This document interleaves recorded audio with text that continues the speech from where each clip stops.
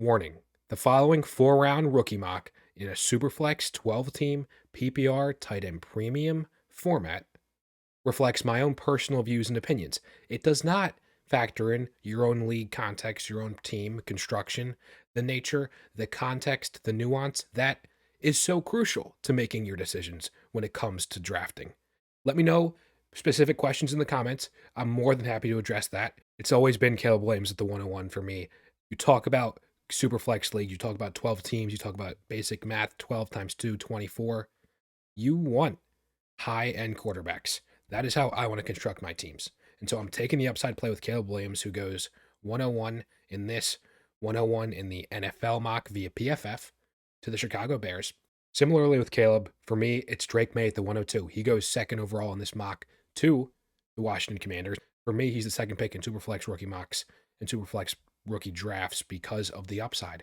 I'm betting on the quarterback trajectory to being, well, a potential top 3, top 5 option at the position. We're talking about top of the line, top of the first round startup picks. College stats this past year, it's not carrying over for Caleb or for Drake. Situation, it's getting completely overhauled. And so there's uncertainty, there's ambiguity with that, sure. But I am betting, I am investing on the quarterback position. Needless to say, there are incredible receivers here at 103 and 104 and Marvin Harrison Jr. and Malik Neighbors. 103, Marv goes fourth in the NFL mock to the Arizona Cardinals, as everybody is presumed as well. And so that looks likely at this point. And that is an incredible landing spot for Marv, as is the Chargers at 5 for Malik Neighbors. So you think about the value, the 2 in this case, at the receiver position. If anything, why would you force a pick with 1 at the 102? There's strength in these relative numbers, the top 3 at least in this receiver class. What difference does one really mean over the next? And for me, the difference is the quarterback upside play. With Jane Daniels, he very well is right there. These are fine margins. This is a very effectively long top tier in this draft for me. Jane Daniels here at the 105, we're talking about he goes third. He goes to the Denver Broncos via a trade up. And so I do not want to get blinded by any situation. I ultimately have to heavily weigh and factor, well, the bottom line talent, the bottom line projection, the ceiling, the floors on these players. At quarterback, of course, it really doesn't get any lower compared to potentially receiver or tight end or running back, arguably. For me, Jane Daniels here at 5. I can't let him get out of the top 5. I understand the argument to have him higher than this, frankly. But when I think about the uncertainty with a Sean Payton with the Broncos, I'm not liking the general feel of what Sean Payton could possibly do with one of these rookie quarterbacks, at least relatively, compared to the Bears, compared to the Commanders. 106, speaking of receiver, Jerome Odunze, who goes 6th overall in this mock, to the New York Giants. A wide receiver 1 opportunity early and often. Talent will prevail. That's the underlying sentiment I will exercise and I will operate from. 107, it's J.J. McCarthy. He goes 9th to the Vegas Raiders. And so talk about a good spot. I like the Raiders over the Broncos for sure, but I just don't see J.J. McCarthy quite having the upside in a fantasy sense as a Jaden Daniels. He does, though, have a bona fide receiver in a Devontae Adams, a nice complement in a Jacoby Myers. I can understand your own personal preference. These are just mine based on these circumstances, these hypotheticals. J.J. McCarthy recently hinted at the Giants potentially, talk about Roma Dunze going there at 6. At 6, the Giants could very well consider a J.J. McCarthy. Not going to let that bad landing spot completely turn me off of one of these quarterback prospects. Got to recognize him here early. Brock Bowers is effectively the tiebreaker at the 108 between McCarthy and Penix. 10th to the Jets versus 13 to the New England Patriots with Michael Penix. I'm still respecting that degree of draft capital investment here in the top 10 of this round. We're talking about 5 quarterbacks that go extremely early in the NFL draft. 5 quarterbacks that I've been saying I am at least convicted 5 go in the first round in the top 32 of the NFL draft. And so you got to recognize them in your Superflex mocks.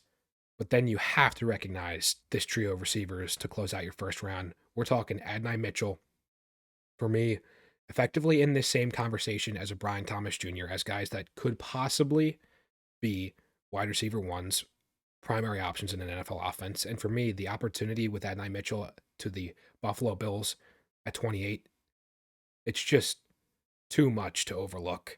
A Brian Thomas who goes top 15, he goes Chicago Bears to team up with Caleb Williams. You want to position him higher? I understand it. I totally get it. I do see Adonai Mitchell's potential path to early production and arguably long term, at least in a dynasty sense, the next 2, 3, 4 years. See that as the tiebreaker with a Brian Thomas at 111, a Lad McConkey at 112, who goes to the Kansas City Chiefs in the first round. And so with this first round, guys, you're talking about 6 receivers, 5 quarterbacks, a tight end. This is the distribution that I more or less anticipate in your first rounds. We're talking about, in this hypothetical, these landing spots, some of the best you could reasonably imagine and hope for. I don't foresee it going quite this well.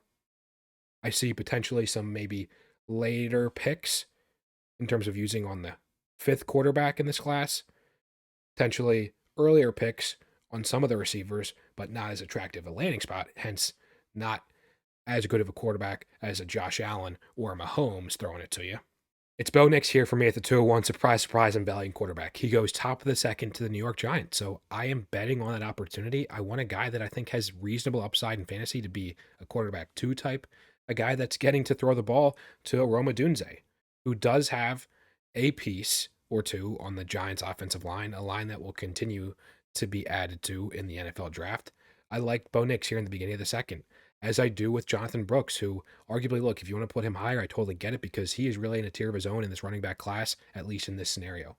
He goes 56th, everyone's favorite situation, to the Dallas Cowboys. We're talking about a guy who is coming off of an ACL and the injury, but in some ways, he almost has some built in insulation with the expectations being relatively tempered, or at least they should be early in the season. And then he can grow into a role gradually, slowly but surely. Roman Wilson here kicks off really a run on receivers, which I very much foresee happening in your drafts. We're talking about day 2, an absolute hotbed of too many receivers, and it's tough to try to pick between them. And so for me, we've got 6 in a row that are effectively clustered and organized in a way that, look, I like the underlying talent to a certain degree, and I have to respect the draft capital and the inherent opportunity that they are going to get. With Roman Wilson, though, you're talking about going to the Cincinnati Bengals. You're talking about Keon Coleman going to the New England Patriots. Leggett to the Colts. Worthy goes to the Dolphins. Polk goes to the Panthers. And then Franklin goes to the New Orleans Saints. I think the draft capital is really marginal at this point between these players. I've grouped them in a way that with Roman Wilson, T. Higgins just requesting a trade. I see him as a potential long-term wide receiver 2 option for a Joe Burrow. Keon Coleman, I see him as being a potential wide receiver 1 for a Michael Penix there in New England. Regardless of if it's a Penix or whoever the quarterback New England drafts, I really like that receiver that gets picked in potentially the second round on day 2 for them. And ultimately, I like a Keon Coleman. You can check the channel. I am higher on Keon Coleman than I feel like a lot of the Dynasty community is. At some point, there's an eye test. At some point, you see what's on the field, what they're capable of. And of course, there's bad that comes with the good in all varying shapes and sizes and degrees with these players. But you're betting on a new situation, new staff, new everything. Leggett going to the Colts.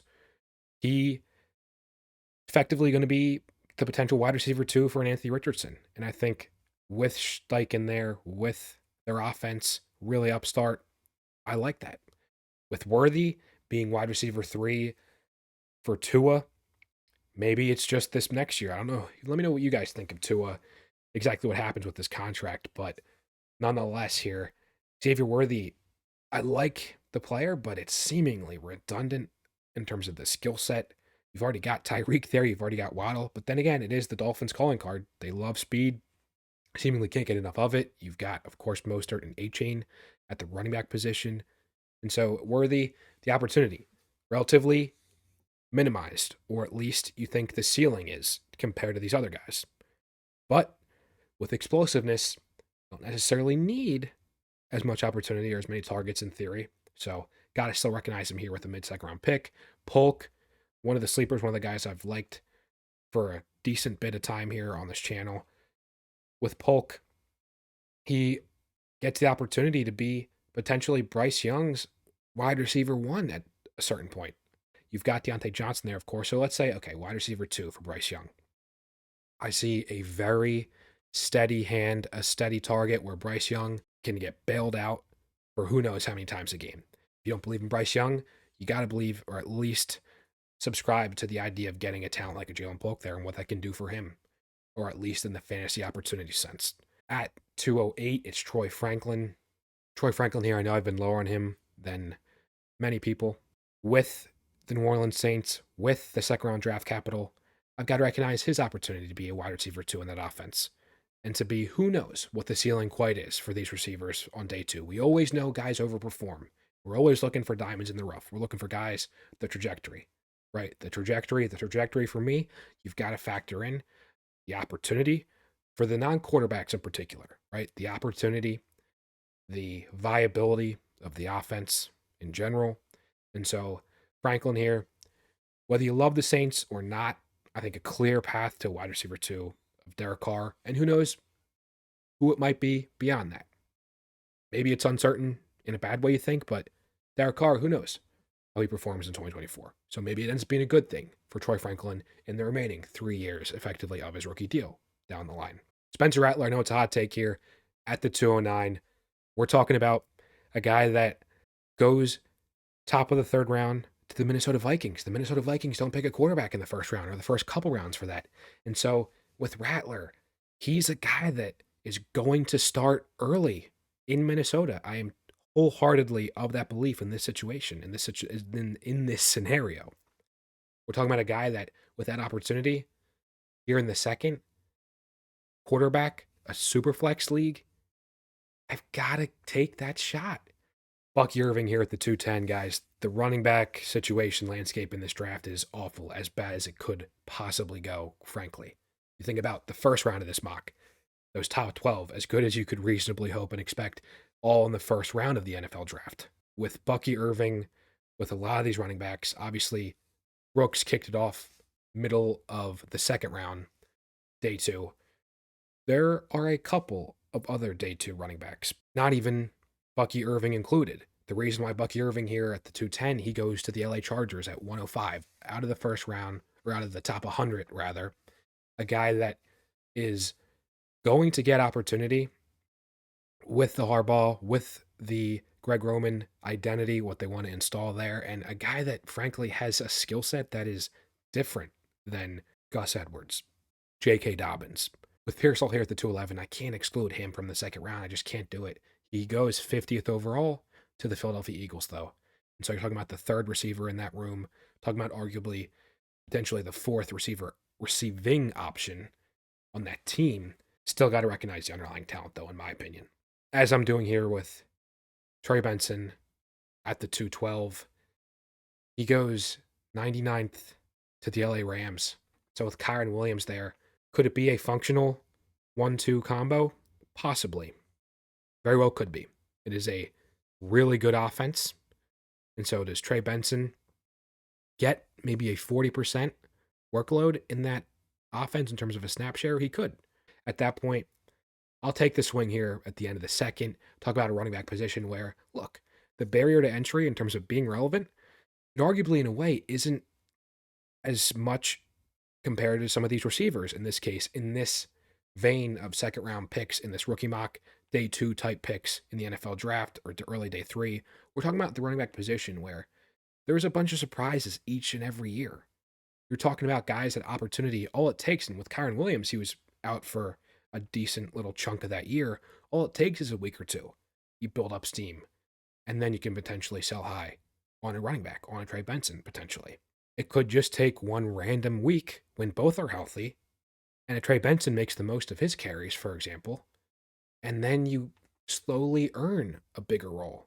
I think, look, Sean McVay has shown that and how he rewarded a year two Kyron Williams. This mini running back run continues for me, taking some upside swings, taking some more or less talent swings in these underlying skill sets. With the Jalen Wright, he goes beginning of the day three, 104, 105 range outside the top 100 to the New England Patriots. We're talking about a guy that doesn't really have such a clear path with now an Antonio Gibson as a pass catcher there, with a Ramondre Stevenson more as the ground and pound guy who has shown some efficiency in varying workloads there. Although it is a new coaching staff, it is a new blank slate. So Jalen Wright could absolutely be a contributor, carve out himself a role early. And so I got to recognize the upside here in the third round, early third with running backs. And these are still decent prospects, decent options here, more than decent. We're talking about, again, a loaded class overall, a lot of depth, especially at the receiver position, which continues really shortly here. But with Blake Corum, you're talking about a guy that at the 302 here, he goes earlier, he does go day two, end of the third round, so to speak, going to the Tampa Bay Buccaneers in the early 90s. With him, look, similarly to Trey Benson, with a Kyron Williams and Rashad Whites of the world, guys that we liked to varying degrees. Rashad White, notably, not really the most efficient at all. Had such an insane workload, though, but that was with Dave Canales. Now you got Liam Cohen there. So you've got to shift in offensive coordinators, and you got to feel that for Blake Corum, he's the beneficiary of that, relatively speaking. Although Rashad White is clearly going to be that pass catcher, not going to quite have maybe as insane of a workload as he did, but with a Blake Corum, you still got to acknowledge a role. It's funny that he goes to the Buccaneers because with Blake Corum, a guy that I've thought for a little bit as a comp, muscle hamster, Doug Martin, a guy I loved growing up. Interesting how that plays out. Corum rounding out RB5 in this class, there is a real delineation at the position, in my view. In terms of the capital, the spots, beyond Corum, it's just gross. This is very much a worst case scenario. I don't really see it being this disgusting in terms of the running back landscape, but well, let me know what you guys think as we round out this mock, get into the fourth in a little bit, but we're staying in the third round here. And in the third round with Jatavian Sanders, we're talking about a guy that actually does get second round draft capital. He goes to actually the Buccaneers, his teammate Blake Corum, who just went before him in this mock. With Sanders, I think he's been a relative faller in the draft process, not really the athlete you might have envisioned. With the situation in Tampa, you've got a K. Dot in there. I think Sanders has a different skill set, is a little bit more dynamic, even though the testing maybe didn't quite show that. I think he has somewhat upside to be a meaningful tight end in the dynasty landscape. And so I'm honoring him here at the top of this tier, so to speak, in the early third. Cade Stover following Jatavian Sanders here, quite a bit of a gap in draft capital, but arguably the spot could warrant Stover even ahead of Sanders in this case, because Sanders, while he goes to the Bucks, in the second round, Cade Stover goes to the Cincinnati Bengals in the middle of the fourth round at pick 115.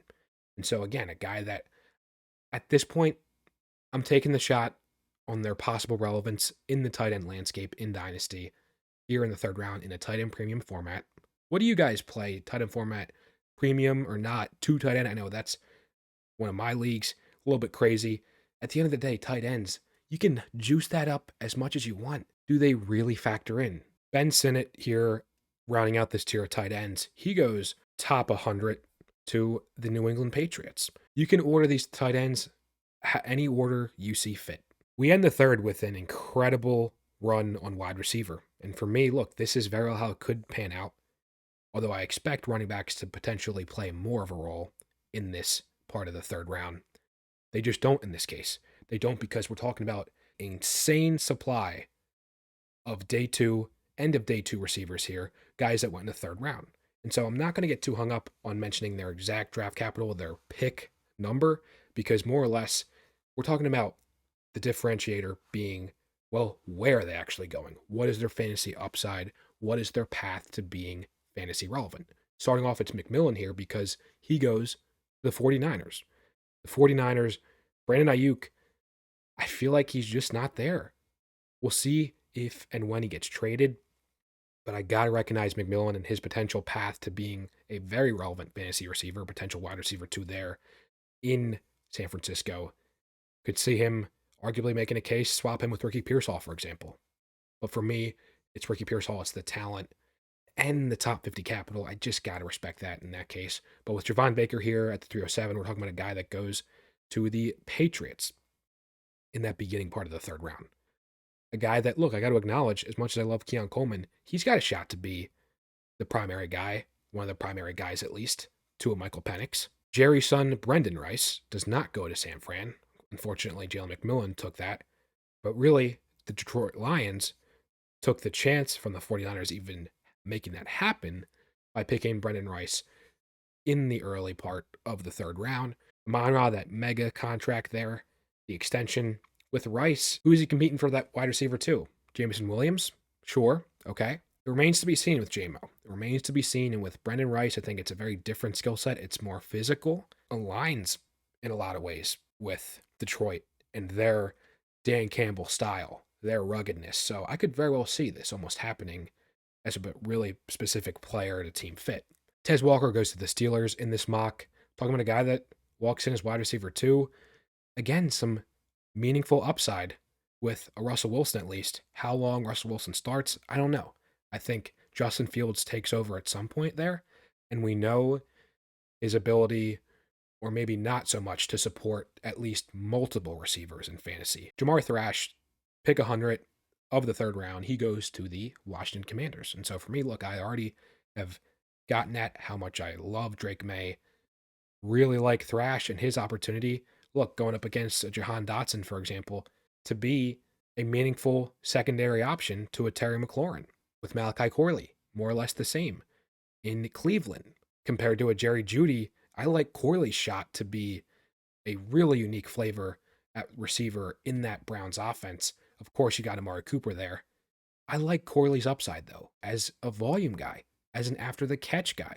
Jacob Cowan goes in the third round to the Jacksonville Jaguars. Talk about a path to being relevant with Jacob Cowan. Look, you've got Kirk, who's nice. Then you've got Gabe Davis. I think Jacob Cowan, look, it's interesting. Talk about from a physical profile, somewhat similar to a Tank Dell. Is this the potential next Tank Dell? Not saying he is, but it's just interesting in terms of skill set, in terms of a guy that's not the biggest, but has some dog in him. And I think with Cowan, Jacksonville, again, I think it's meaningful upside in the sense that why not take the shot in this third round at least, and at least focusing, in my view, on the receiver position, on the absolute insane run that is bound to happen in the second, in the third days of the 2024 NFL Draft. Who would have guessed the receiver run continues into the fourth round, again with guys that get meaningful draft capital, starting with Johnny Wilson, who actually does go day 3. He goes to the Ravens. Don't love the player. I don't love the skill set. I don't love the fantasy relevance. Really bigger bodied target. So maybe Lamar just has to throw it up for him. He's got to just go get it. But I just don't see the volume really being there. I don't really see the best separation. I don't see an incredible route to fantasy relevance. Can he prove me wrong? Absolutely. And at the 401, it's still pretty insane value talking about a receiver that goes top 100 in the NFL draft. That's just the nature of this beast that is the 2024 draft class, and its strengths and its weaknesses, everything in between. With Malik Washington, you're talking about a guy that goes in the 402 in this mock, who goes 104 to the New York Jets. Talking about a guy that has a path to being wide receiver 2 next to a Garrett Wilson. And with Aaron Rodgers for the next year or so, a guy that could absolutely be supported and be made fantasy relevant. We're taking upside shots. That's the name of the game here. As it is with Jermaine Burton, who goes top 100, he goes to the LA Rams. You've got Puka there, of course. He exploded onto the scene, unbelievably so, in a way that who could have saw coming. We're looking for the next Puka in some ways, or we're hoping for the best, but we can't assume anyone's going to rise to a level of Puka. We're talking about Burton, who is now his teammate, a guy that is going to be not a primary option for Matthew Stafford. We'll see what happens with Cooper Kupp. We'll see the role that a Tutu Atwell either retains or expands or shrinks within that offense. We'll see. Remains to be seen. Nonetheless, I've got to recognize him here at the end of this wide receiver tier. Now it's where it gets so ugly. We're talking about running backs where you definitely did not imagine seeing them all the way at the end in this fourth round and this final round of this mock draft. The worst just happened, guys. What I'm about to tell you with these running backs, with these ones that you definitely didn't see coming, especially the end of this running back run, But at the beginning of this running back run with Tyrone Tracy, he goes to the Cardinals in the 150s. So in the middle of day 3, we're talking about a guy that has quite a relevant skill set, pass catcher, a background as a receiver, honestly. He has a path to being one James Conner injury away from being the RB1 in that system, in that offense that's obviously got Kyle, that's going to get Marvin Harrison Jr. or any of those top 3 receivers. You get the message. Really like this sneaky bet here in the 4th. Will Shipley to the Giants. Similar draft capital. We're talking middle, end of day 3. You've got Devin Singletary there. You're talking about a guy that could very well be somebody that grows into somewhat of a featured role. If Devin Singletary and his multi-year deal, he's not really performing up to standard. If he gets an injury, that's the theme of this 4th round. That's risk that I'm totally willing to take a bet on. Ray Davis actually goes the earliest within this tier. He goes 123 to the Houston Texans. You're talking about a guy that is going to be behind Joe Mixon. Really, really awesome story, personally. A guy that you want to root for with Ray Davis here. A guy that has some upside in the event that, look, a Joe Mixon goes down with an injury. But Joe Mixon is there for a decent cup of coffee, 2-3 years in a running back landscape, which is a millennium. Audric Estime gets to be Breece Hall's new handcuff in the middle of day 3. A few picks still in the same round, about 10 picks later than Ray Davis here. I'll take the shot on Breece's handcuff. It's the merry-go-round. We had a Bandicanda last year. I'll take Breece Hall's handcuff here. As I will take Saquon Barkley's handcuff, Isaac Guerendo going to the Philadelphia Eagles. Look, talk about a freak of nature athletically and the testing. Incredible, incredible, incredible. The Eagles have historically actually really used a Boston Scott, a Kenny Gainwell in some way. Neither to a extreme, meaningful fantasy role. Obviously, depending on injury. Again, the case now with Saquon Barkley. But I think with Saquon, I've said it many times already, it's just going to be a different identity. It's a different role. It's a totally different next level expectation with Saquon's role in this Eagles offense. And so there's really less room than ever for that second running back. Braylon Allen, Marshawn Lloyd. Who would have thought? Who would have thought? We're talking Braylon Allen, who goes to the Miami Dolphins, who is definitely a bit of a ground and pound, different style to your Mosterts, to your A-Chains, and how explosive they are. So, does he have a goal line role? Goal line vulture role? Absolutely possible. So, the upside, look, if you want to put him at the beginning of this tier of running backs, totally get it. But nonetheless, you're talking about a guy that goes in the 6th round. With Marshawn Lloyd, you're talking about a guy that goes a little bit ahead of Braylon Allen. So, the draft capital is better, so why is he behind him? Well, he goes in the 5th round to the Detroit Lions. Yes, the Detroit Lions. And this just drives a stake through my heart almost.